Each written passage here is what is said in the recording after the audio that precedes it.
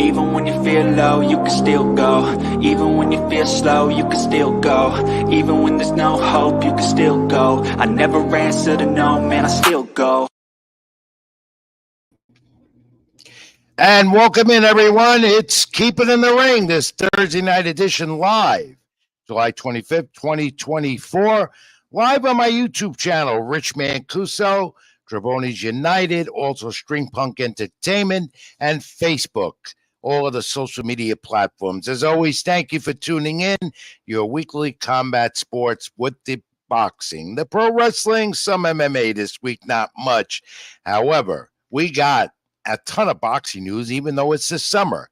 Now, my social media handles, as always, for Rich Mancuso, scroll to the bottom, X, formerly Twitter, Ring786, Facebook.com, Rich Mancuso, and also you can log on there and get comments to me, and I want you to like, comment, subscribe to my YouTube channel, Rich Mancuso. Much appreciated if you do, and I'll get back to you all. If you email, send whatever you do, I'll try, and I always try and do my best.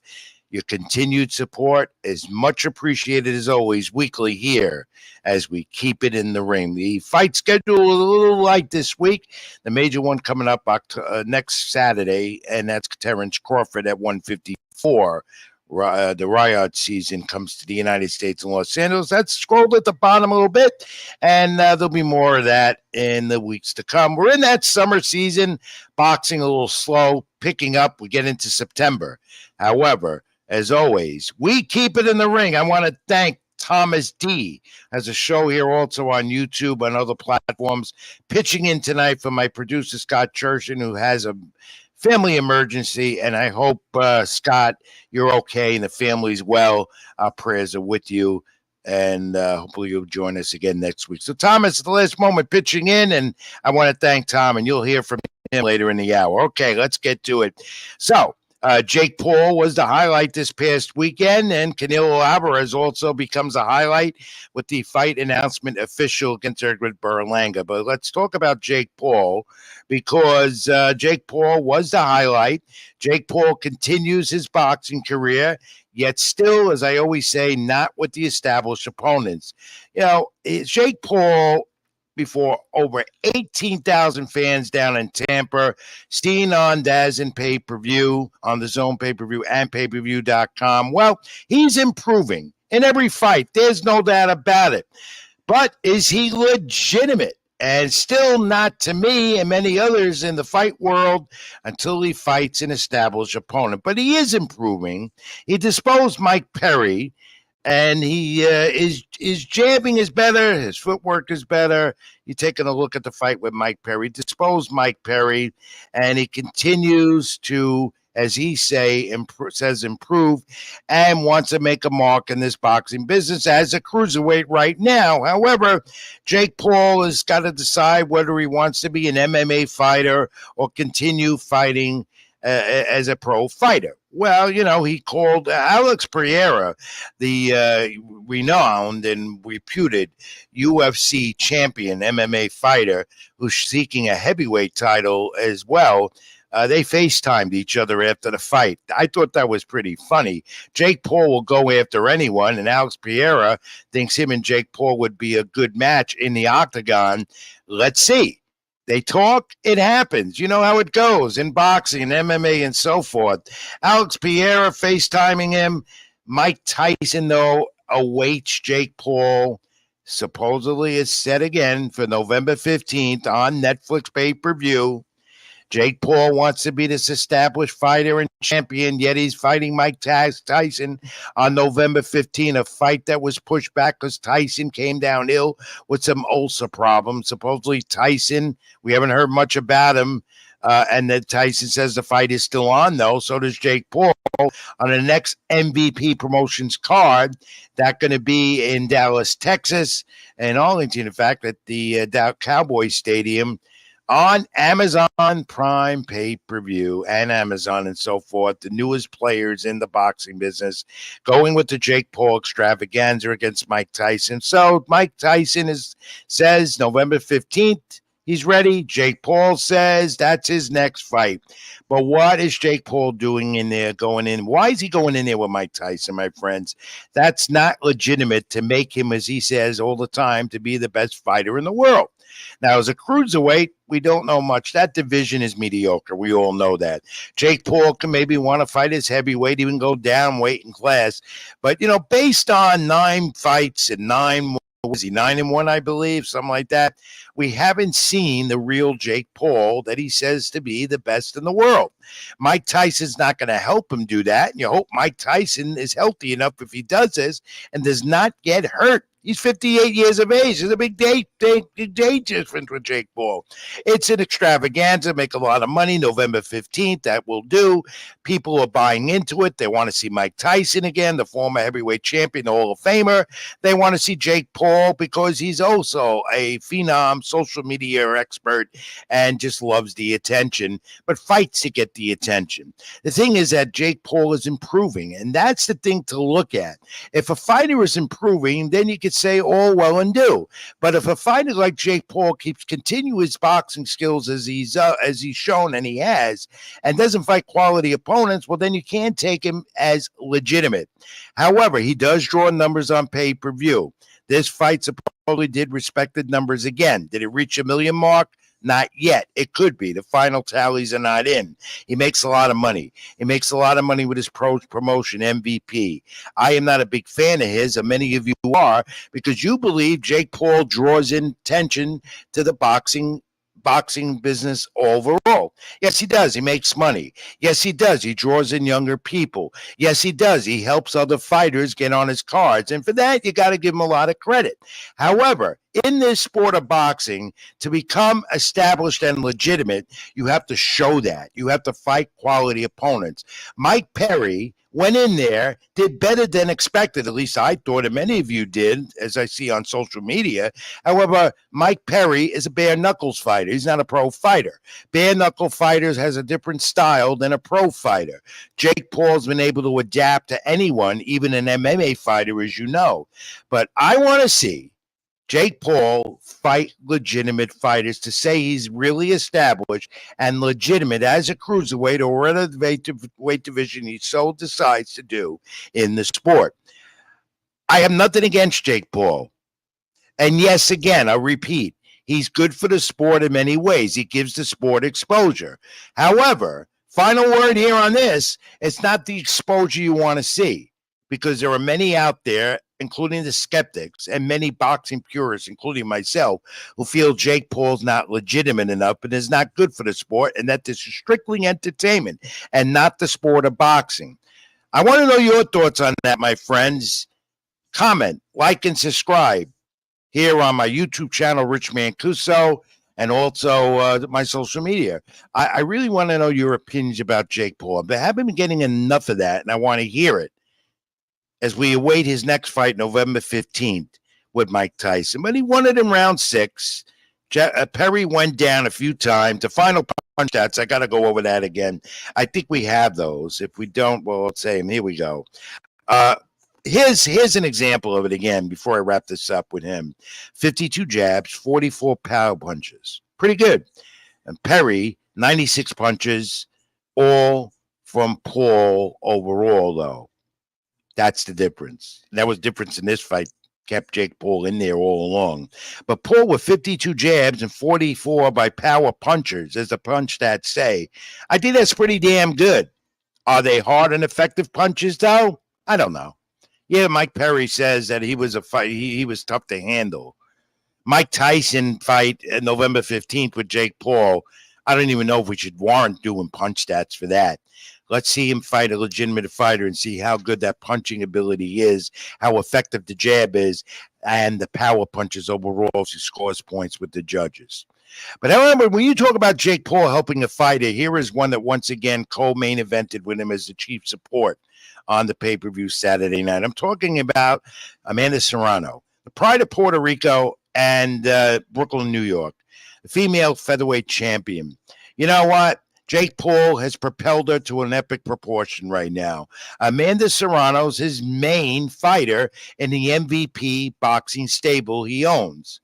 And Amanda Serrano continues to become the female fighting champion, and more so, Amanda Serrano with her latest dominating win on Saturday over Stevie Morgan. Amanda Serrano shows that she's the top female fighter in the sport. She is a credit to the sport and to all females who want to will be like her and look up to her. And she has brought a lot of attention to the sport for females. In fact, I will say it again. Because of Amanda Serrano, I am on the bandwagon for female fighters. I never was. I pay attention to Amanda Serrano, the featherweight, landing 41 of 91 punches in the first round. And Morgan threw 41 and only landed 7. The end came at 38 seconds of round 2. Total domination. And now we await the rematch. Amanda Serrano, Katie Taylor. That rematch going to be on that Tyson Paul card on November 15th on Netflix pay-per-view. The rematch, Taylor took the title from Serrano in New York City at Madison Square Garden. The first female title fight that main evented the main arena at the Garden that sold out. And this rematch has been anticipated. It's going to happen, assuming no one gets hurt. Somewhere along the line, in between now and November 15th, we get to see Amanda Serrano and Katie Taylor again. And that woman, that talented young female, Amanda Serrano, a credit to the sport and also to all females who want to be just like her in the sport of boxing. So congratulations to Amanda Serrano as she continues. This guy, though, who was on the undercard, should be fighting no more. I don't know why. He had been laid. He hadn't been in the ring. Julio Cesar Chavez Jr., the son of the living legend, Julio Cesar Chavez, as a cruiserweight. And at one time, he was a successful middleweight, even a champion. You know, why is he fighting? It's horrible. He's out of shape. Can't take him seriously. You know, he came back after like almost 2 years being out of the ring. He's been beset with problems out of the ring. That's been chronicled and known. 38 years of age, out of the ring 2.5 years. He's simply not good, even as a cruiserweight. The judges gave him the decision. All right. At one, he's now 54-6-1 with 3 knockouts. Once a middleweight. But he won this because he boxed behind his jab. That's why he won this fight. He didn't have much of an opponent. He decisioned a guy I hardly heard of, Uribe Hall, Rob Hall. But this guy, Julio Cesar Chavez Jr., says he wants to fight Jake Paul next. And you wonder if that would be legitimate enough for Jake Paul to move on and become the best in the world. Julio Cesar Chavez Jr. once had a promising career. Now he's almost like an exhibition to me as a cruiserweight. And then what is his father thinking about all this? We don't know. We haven't heard about it. They did have a division in the past, and I don't know if they're still on seeking terms. But he moved on again after 2.5 years. All right, let's talk about more fights of significance, though, coming up on the calendar. And let's talk about a fight that's not going to happen anytime soon that we thought we'd see. Talking about Vasily Lomachenko not fighting Gervonta Davis anytime soon.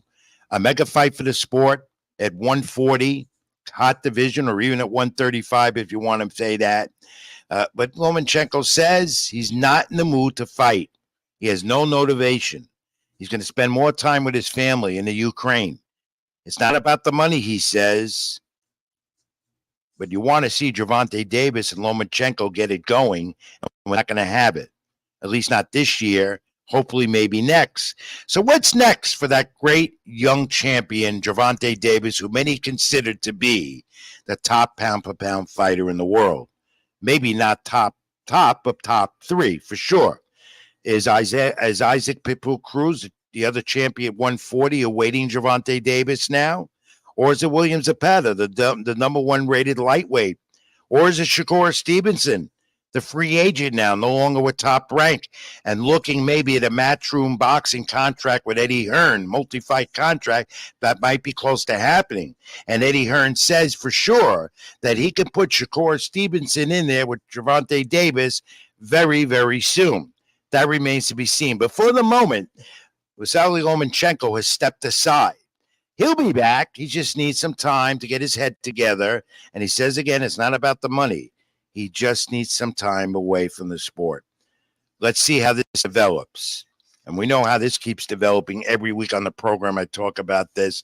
The suspended Ryan Garcia. You got to keep talking about him because he makes himself known on social media. Ryan Garcia, now this week, says he's in Japan. Last week was in Hawaii. Suspended for a year, as you know, and comes up with a new haircut with the Jesus Christ cross symbol at the back of his head. That's what he's advertising, except about going into rehab to help him more as a person, as an individual, and to propel his fight career at 25 years of age, where he still hasn't got a legacy. All right. And then he gets involved with politics. He's claiming about Joe Biden, just like that. Joe Biden is dead. All the shit you do without is true.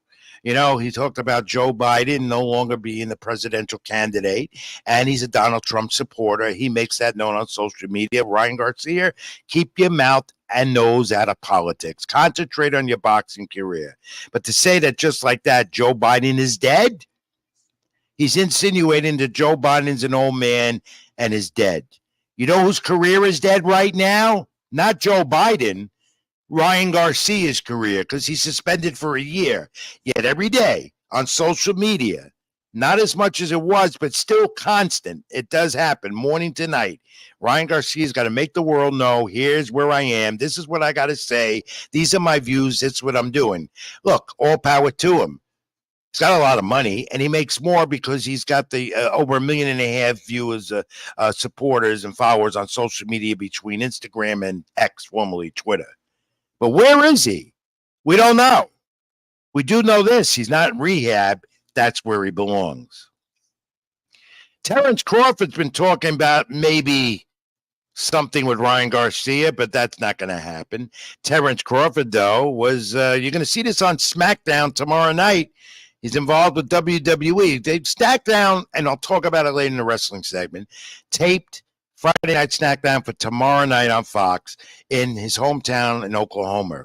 And Terrence Crawford got involved in the action. You're going to watch that. And I'm going to give you a tease. If you don't want to hear it, then close your ears. He knocked out Austin Theory. You're going to see that tomorrow night. So Terrence Crawford was just there because it's in the hometown. No, he's not getting involved with WWE and pro wrestling because next week Terrence Crawford has a more important agenda on his calendar. As the Riyadh season debuts in Los Angeles, August 3rd, on Zone Pay-Per-View and payperview.com. Terrence Crawford at 154 against Makhanoff.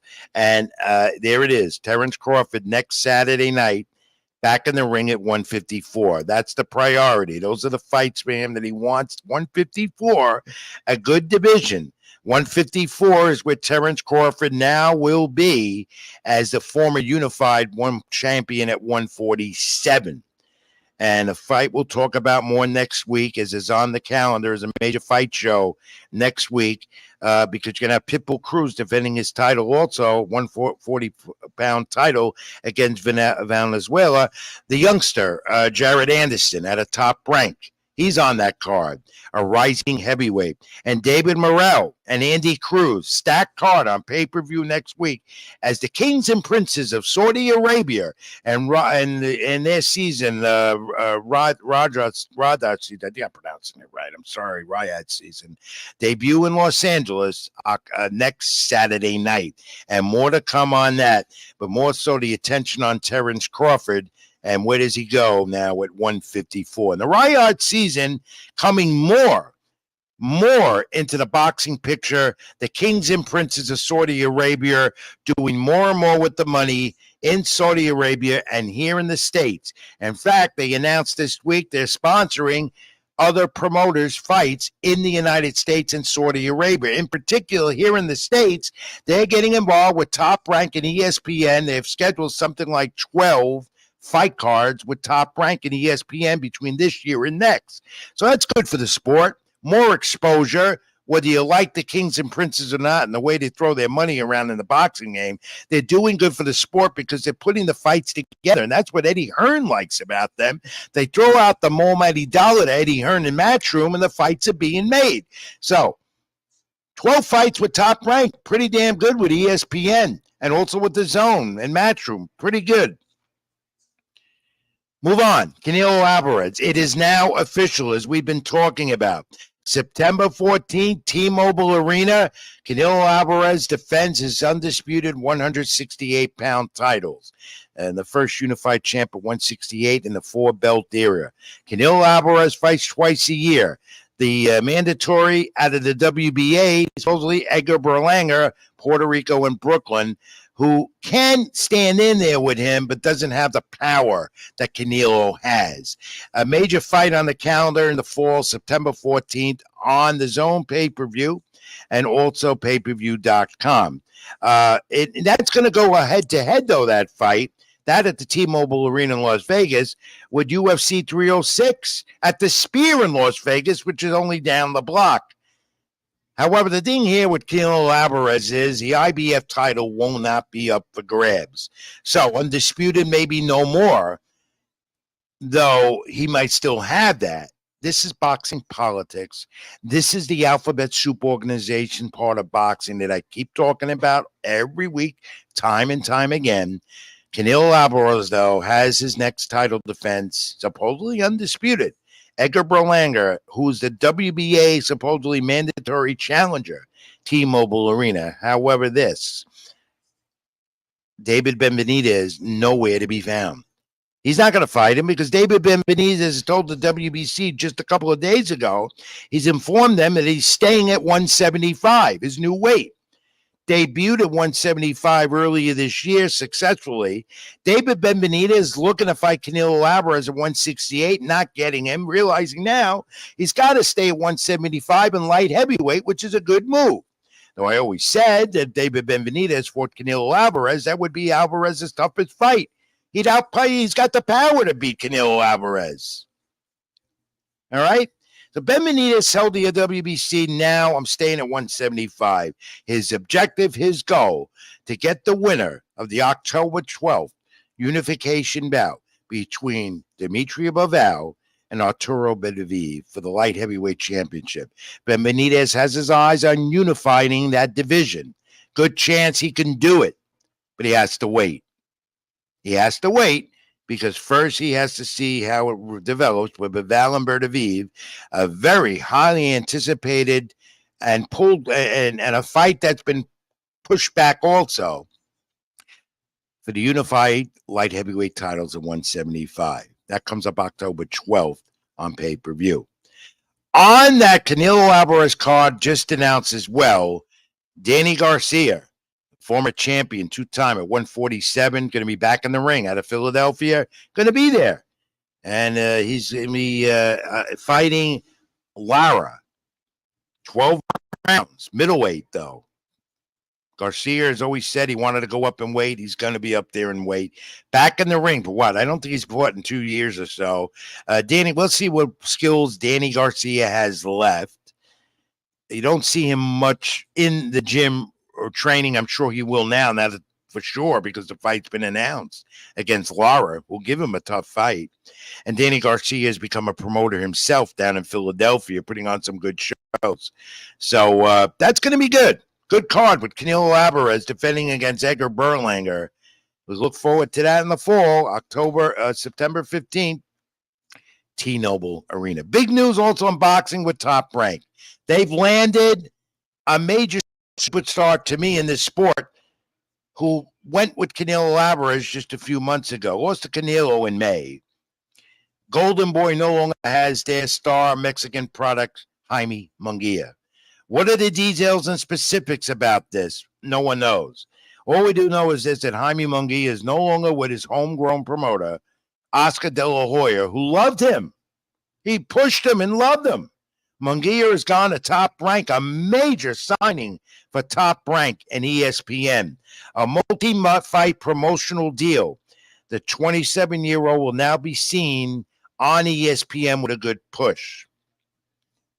A great move for Top Rank. A big loss for Oscar De La Hoya and Golden Boy. And Top Rank is also set for an all-Mexican rematch. WBO Junior Welterweight Champ Emmanuel Navarrete, one of the top exciting fighters in the sport. He goes in there and he gives you a war all the time.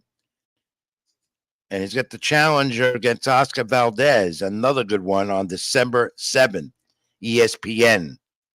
That we look forward to as the fight calendar winds down in December. Boxing's always going on. We just don't get the exposure the sport needs.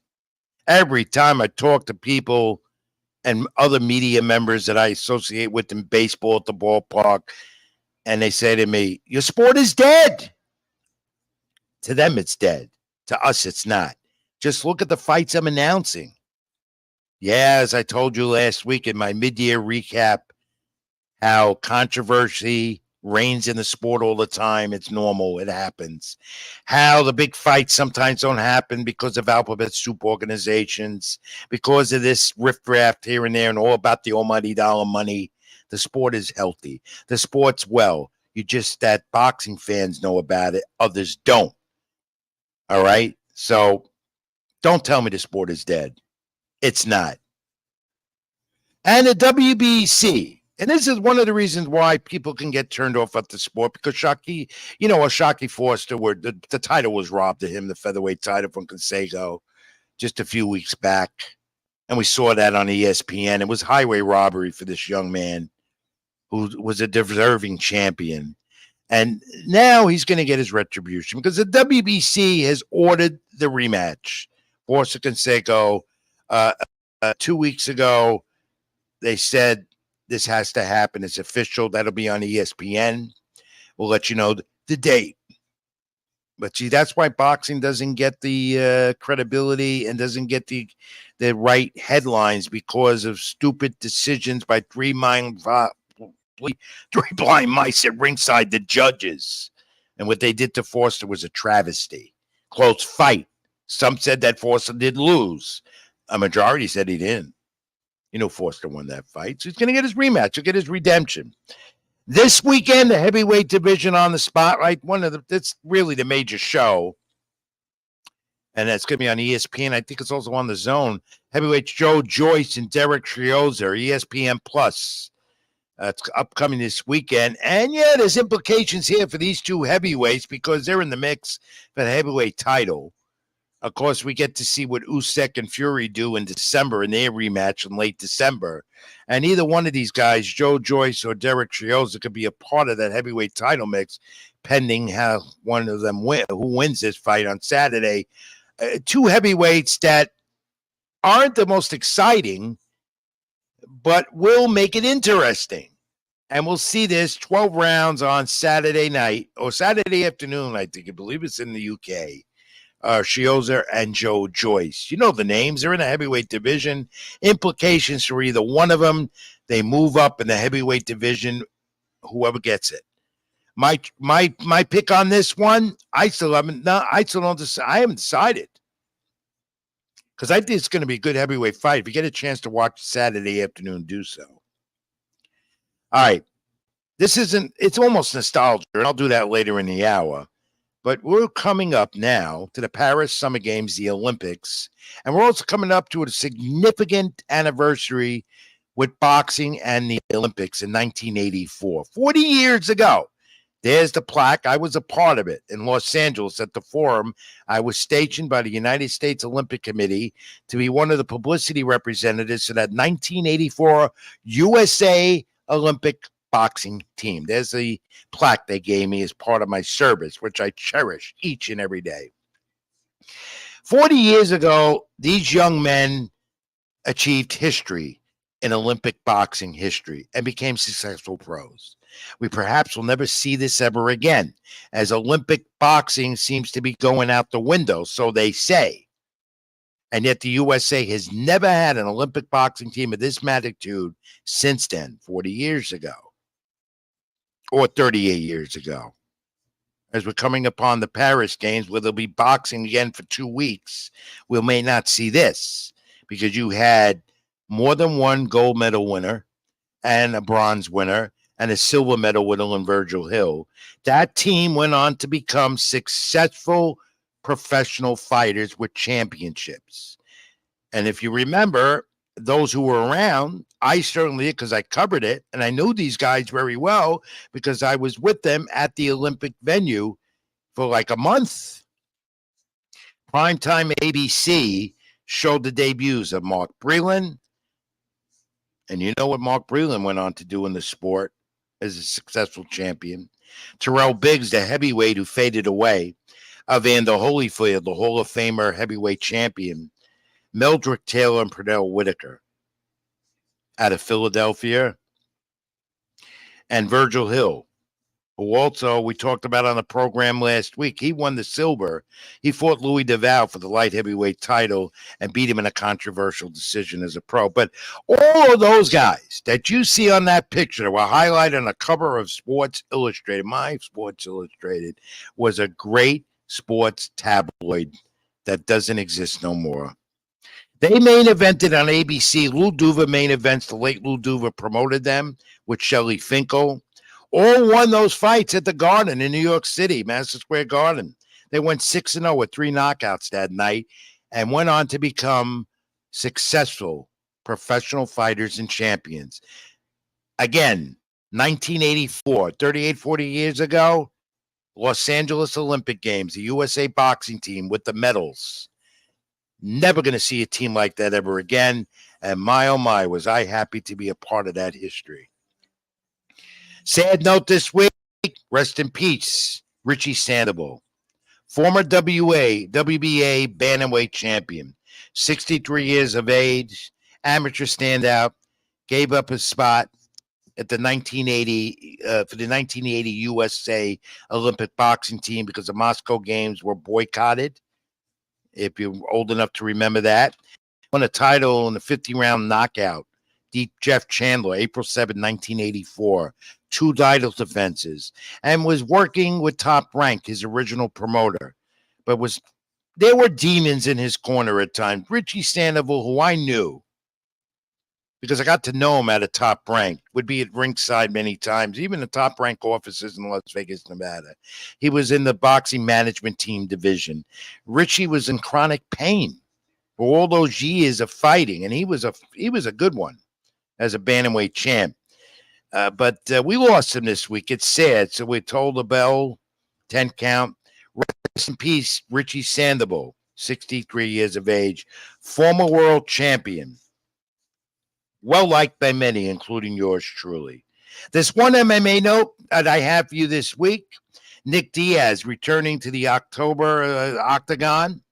He's supposed to, but his fight was delayed because of travel issues and Saudi Arabia. He's coming back after a TKO loss to Robbie Lawler in 2021. He's back in there, but now he's delayed. He's had substance abuse issues with drugs. The UFC says that the welterweight bout that he had scheduled in the octagon will be rescheduled. So that's the one MMA note. There is an MMA show of significance this weekend. We'll go on ESPN, and we'll talk more about that next week. All right. Coming up to our first break of the hour, this is Keep It in the Ring. I'm Rich Mancuso. I want you to like, comment, and subscribe on my YouTube channel, Rich Mancuso. Jabroni United, String Punk Entertainment, my social media, X, formerly Twitter, Ring786, Facebook.com, Rich Mancuso. We'll take this brief time out. When I come back, we'll talk pro wrestling. I'm going to bring Thomas in it as well, talk about some of the wrestling stuff and, some of the boxing stuff as well. And have that fact of the week that Thomas will try and get. Rich Mancuso, Keep It in the Ring. Back in a moment. Stay with us.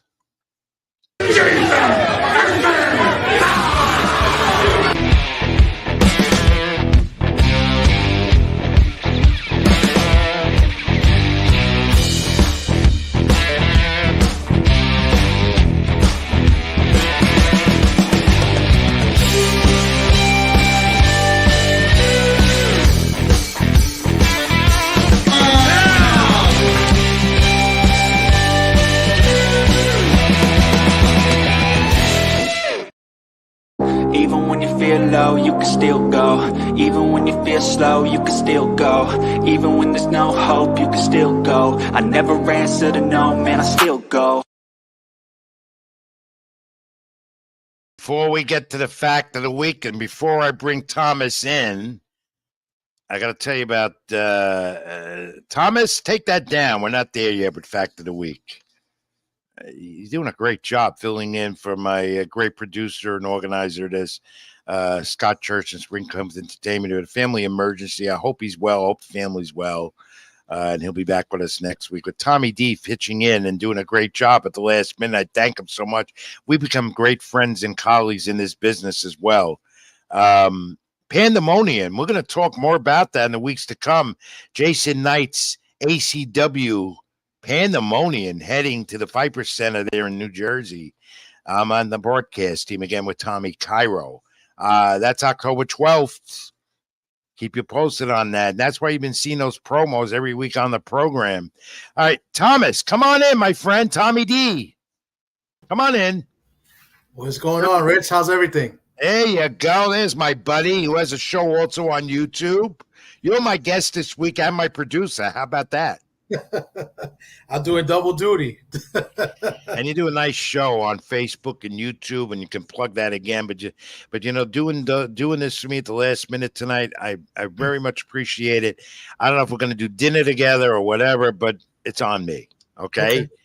Thomas, while you're here, because you're so versed in all sports as well, like me, but boxing is your love, just like me.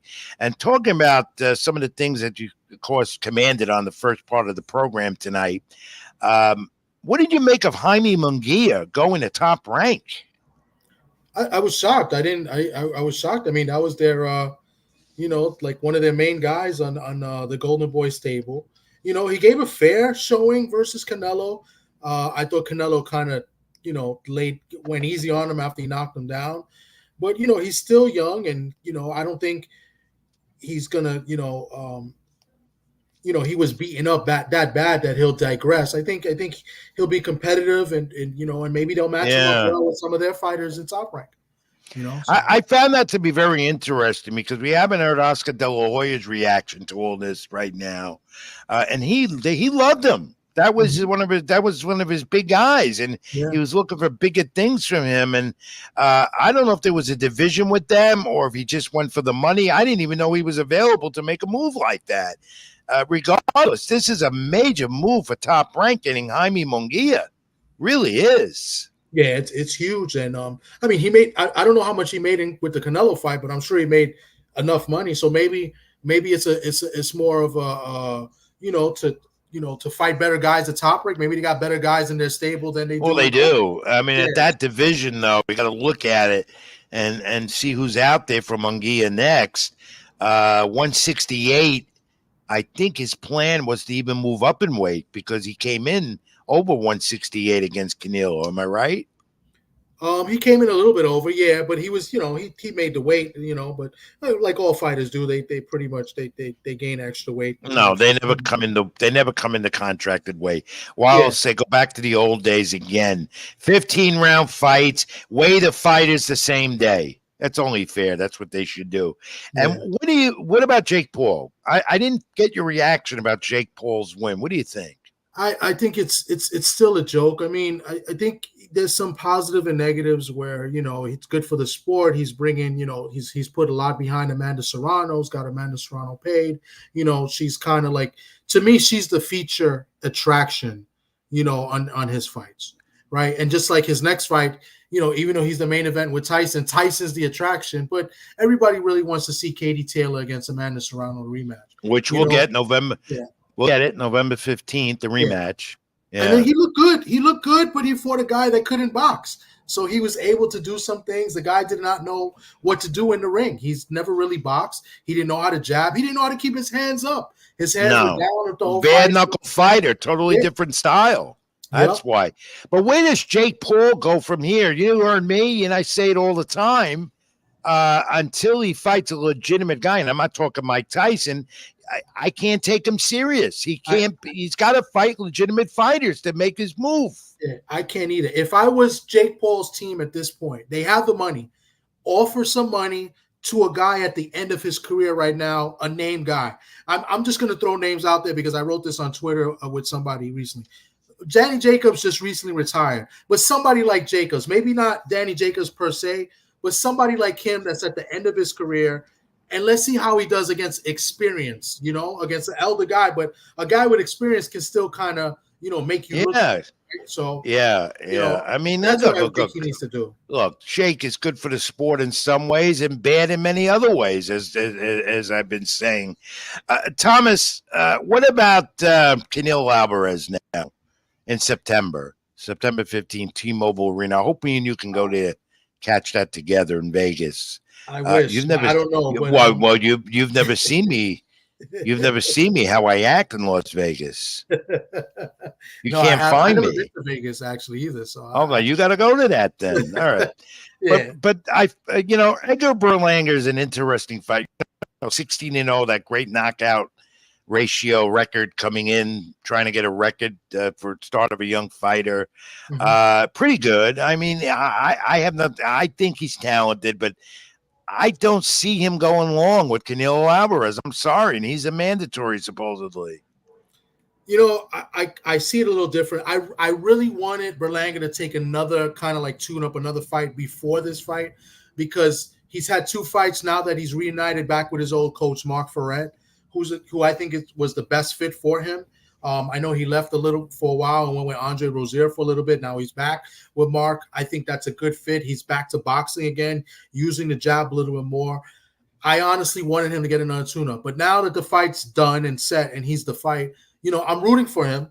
I like Berlanga. I think he's got a chance. But at the end of the day, it's not what the fans want. We wanted David Benavidez and Canelo. That's what we wanted. Why do you give him a chance? Because he's a natural big guy. I know Canelo's moved up in weight. He's bigger than Canelo. He can box, and we've seen that in the last 2 fights. He shows glimpses of it.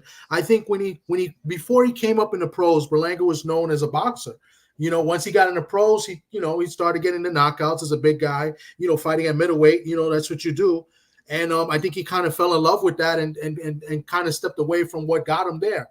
And I think with Mark Ferret, I think he's got him back to boxing and doing the things that got him there, to the pros. So I give him a fair chance. Canelo's on the decline as well. But I'm sorry, I do not see this fight going past 8 rounds, and I see Canelo winning this fight easily. I don't, not easily, but I just see it within 8 rounds. Canelo likes to get rid of guys. Then I don't think it's going the distance. I mean, I could be wrong, and those who think that I can't stand Edgar Berlanga, no, that's not it. It's just strictly my opinion.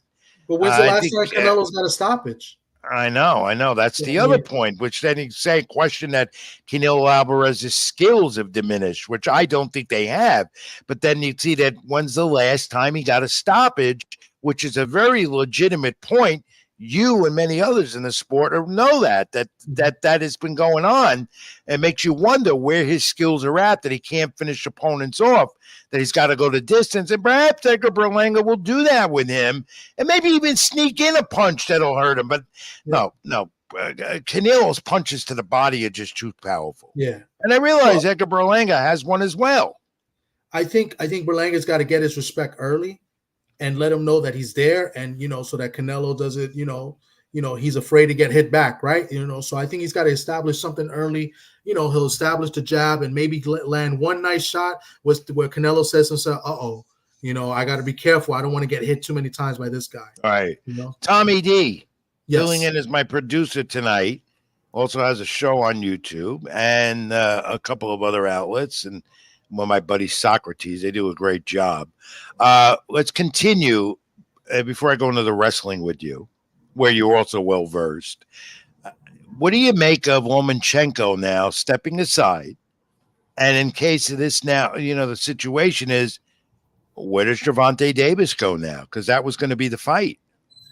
I was shocked. I thought this was an easy fight to make. I thought Bob really said that was the fight he wanted to make for Loma. I mean, Loma wants to be undisputed, like at 135, and this would have been, the way to do it. I'm really shocked that he went the route. My guess what I'm thinking is happening where Lomo all of a sudden wants to be with his family. I'm thinking he didn't get the money he wanted, he asked for. That's what I take from it. Either way, it's a duck, right? And and now we're laid, with Tank Davis looking for an opponent. Some people say fight Shakur. Yeah, I think so. That's a fight I want to see. I think a lot of want to see that. Yeah, I would. I definitely, especially as I said, Thomas, if Shakur signs with Matchroom and Eddie Hearn, that fight happens. Absolutely. I mean, I think it does happen. I mean, I don't know. I mean, Tank, what is Tank is with PBC, or is he with Floyd? Or Tank is with PBC. PBC, yeah. And so they're willing to work with Eddie Hearn, especially if it becomes money. They'll do it. It's just a matter of. I hope they don't go. Another rule. I was hearing another thing where if Pitbull Cruz wins, they might go after Pitbull Cruz next. Well, that would be good too. Yeah. Either way, Tank Davis has a lot of options. And he can go this way, go that way. He's got a lot of options. He's a very talented young fighter, and has still got a great future ahead. And going to make a lot of boxing history. And he makes an awful lot of money, as we know. Let's move to the pro wrestling stuff, Thomas. I know you're versed on that. We keep it in the ring. Let's continue. SummerSlam's upon us a week from Saturday. And we're seeing what's going on Monday Night Raw. Drew McIntyre now with CM Punk, who's been cleared, and Seth Rollins as the third man referee. And what's your take on that? It's interesting. I like it. I mean, they built it up for months now. I mean, and then adding Seth Rollins as the referee. I think we're going to get an exciting match. I wonder if we get one of those like old school where, when The Rock was a referee and, he counts to 2 and then he doesn't count 3 and, I think something's going to happen. Yeah. I think McIntyre is going to get screwed again. It's going to lead to maybe a 3, like a triple threat match or something. Yeah. That could be happening, but it's interesting though. Yeah. And then you got the triangle that's continuing. It's going to happen. We're going to see Rhea Ripley and Liv Morgan for the title, but Dirty Dom's in the middle of all this. What do you make of what's been going on with that? I think it's excellent work. I think it's one of the best things they got going right now. One of the best angles. I think Dom is excellent. But I think the obvious thing here is Dom is going to turn on Rhea. And he's going to help. Yeah, I think that's the obvious thing. He's got Dom is, to me, in my opinion, Dom is the most over wrestler in wrestling. Nobody gets a better reaction than Dom, right? It's unbelievable. Yeah. Unbelievable how the crowd outworks him every time. Yeah, I think the best thing is him to help Liv, and she'll retain the title because Dom messes up. Now, if they milk it, they may milk it and make it look like an accident. But the triangle continues. And we'll see more of that before SummerSlam next Saturday night in Cleveland, Ohio on Peacock. Sami Zayn, and is it? I think Braun Breaker. Now they've milked this enough. They've gone at it more than once every week, even on their premium live events on Peacock. Braun Breaker, I think he's going to get the title. You could see that happening. Yeah, I think he finally gets over this time. Yeah, but that'll probably be one of the best matches of the night. They both tremendous good workers. Sami Zayn knows how to put people over. Yeah, that's probably going to be the match tonight. But I expect Braun to finally, get his first title. And this bloodline angle. When is Roman Reigns going to be? I'm hearing conflicting reports that Roman Reigns returns at SummerSlam.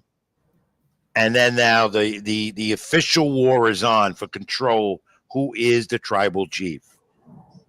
What do you think? We're all hearing that, and I think that's what everybody's looking forward to.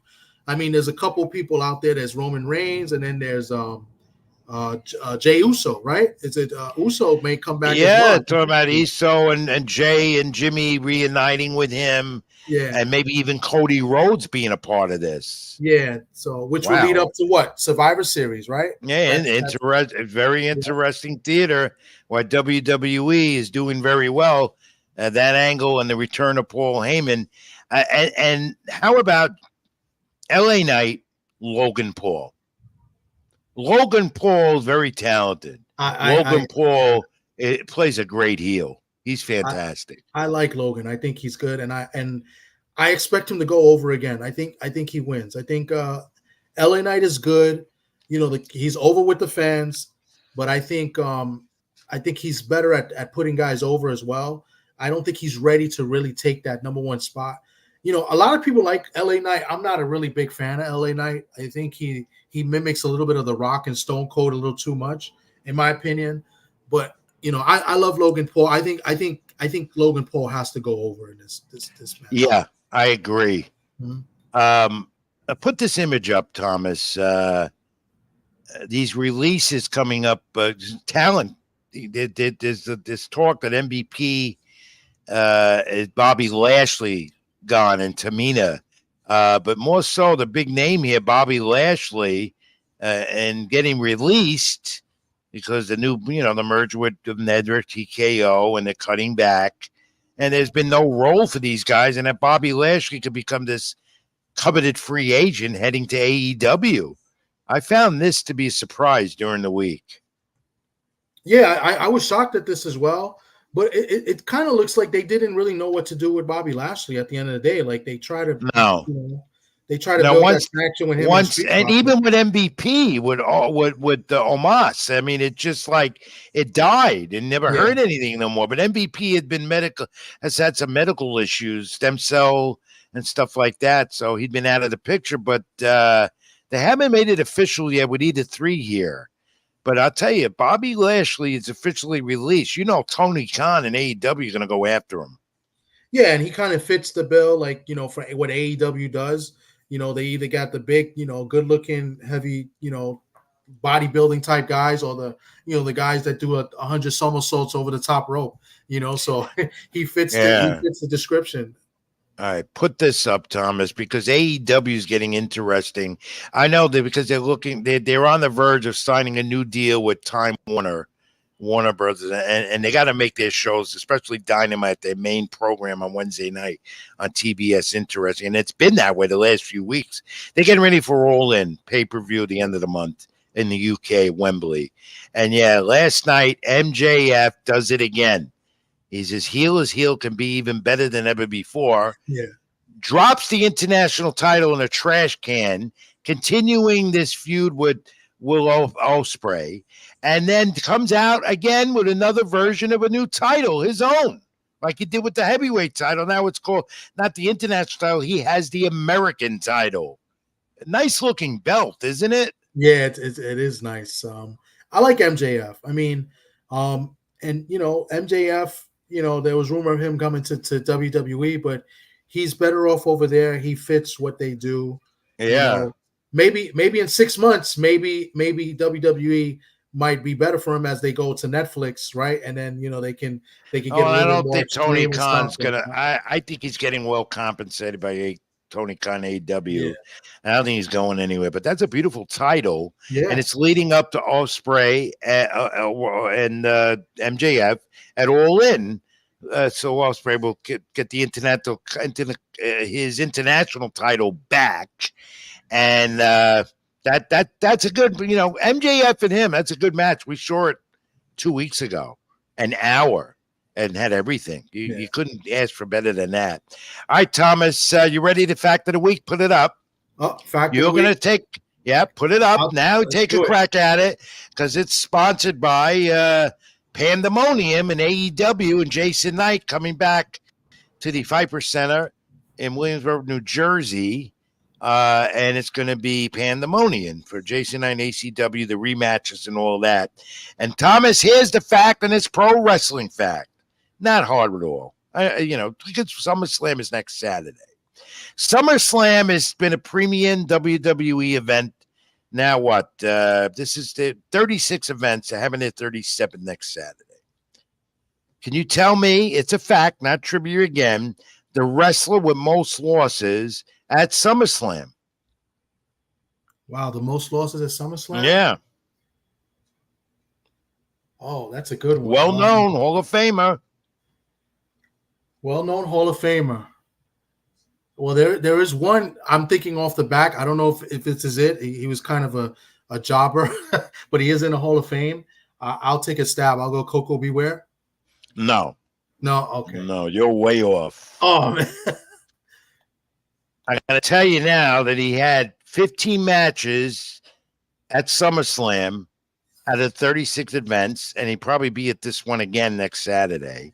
He's lost 10 of his matches, the most a WWE wrestler at SummerSlam has lost. His name, you can't see me, John Cena. Wow. Oh my. Yeah, that's a fact. That's a good one. I would have never got that. Wow. Never would have thought. You're always welcome to look it up if I give it to you. I'm definitely going to look it up after this show. That a boy. All right, Thomas. Great job with doing some of the boxing, wrestling fill in here, and trying to get the fact. And we're going to close that up. Take a quick final break on Keep It in the Ring. I'm Rich Mancuso, and we'll be back. And we'll wrap it up with the nostalgia clip image of the week and talk about that a little more. Stay with us. This is Keep It in the Ring. I'm Rich Mancuso, live on my YouTube channel, Rich Mancuso, Jabronis United and String Punk Entertainment. Like, comment, subscribe, and hit that notification button each and every week. We'll be here. Stay with us. Back in a moment.